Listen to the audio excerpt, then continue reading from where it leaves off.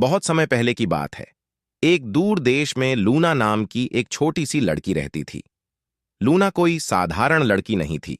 उसे हर रात तारों को देखना बहुत पसंद था। उसकी दादी ने उसे एक विशेष दूरबीन दी थी, जिससे वह चमकते हुए तारे, ग्रह और कभी-कभी एक धूमकेतु को भी आकाश में दौड़ते हुए देख सकती थी। एक रात जब लूना अपनी दूरबीन से आसमान देख रही थी, तो उसे कुछ अजीब लगा। एक तारा, जिसे वह हर रात देखती थी, गायब हो गया था।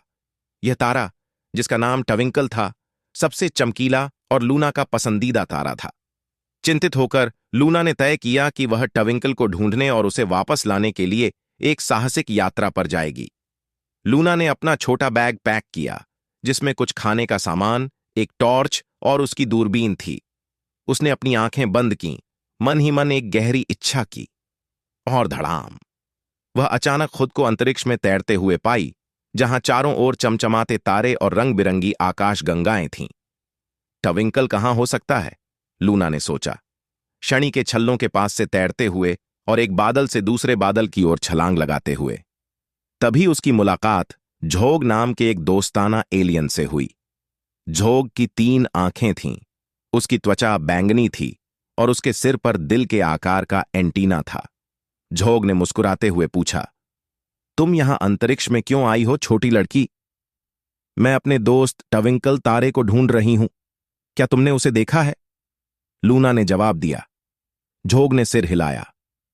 हां, ट्विंकल मुझसे मिलने आई थी। वह थोड़ी उदास थी। उसने मुझसे कहा कि हर रात एक ही जगह पर चमकते चमकते वह थक गई है और ब्रह्मांड में घूमना चाहती है। लूना ने उसकी बात समझी और कहा, लेकिन ट्विंकल आसमान में होनी चाहिए, जहां हर कोई उसे देख सके। उसके बिना आसमान सूना लगता है। जोग ने थोड़ी देर सोचा और फिर कहा, क्यों ना हम ट्विंकल से मिलें और उससे वापस चलने को कहें? मैं जानता हूं वह कहां है। लूना और जोग ने जोग के छोटे अंतरिक्ष यान में उड़ान भरी, जो ब्रह्मांड के पार तेजी से उड़ता हुआ एक रंग बिरंगे ग्रह पर पहुंचा। वहां ट्विंकल चमकते हुए फूलों से घिरा हुआ आराम कर रहा था। ट्विंकल, लूना ने पुकारा, हम तुम्हें ढूंढ रहे थे। ट्विंकल ने हल्के से मुस्कुराते हुए कहा, मुझे माफ करना लूना, मैंने किसी को चिंता में डालने का इरादा नहीं किया था। मैं बस यहां ब्रह्मांड में कुछ नया देखना चाहती थी। लूना ने प्यार से कहा, मैं समझती हूं ट्विंकल, घूमना मजेदार है, लेकिन हम तुम्हें रात के आसमान में बहुत मिस करते हैं।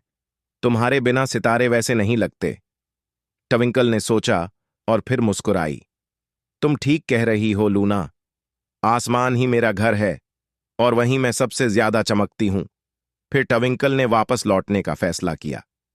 लूना, जोग और ट्विंकल ने अंतरिक्ष यान में उड़ान भरी और वापस आसमान में पहुंचे, जहां ट्विंकल फिर से अपने चमकते तारों के बीच जा बसा। उस रात जब लूना ने अपनी दूरबीन से आसमान देखा, तो ट्विंकल पहले से भी ज्यादा चमक रहा था। खुश होकर अपने घर लौट आया था। उसके बाद जब भी लूना आसमान की ओर देखती, उसे अपने तारे दोस्त के साथ एक खास रिश्ता महसूस होता, यह जानते हुए कि ट्विंकल ने चाहे जहां भी यात्रा की हो, वह हमेशा अपने घर लौट आएगा।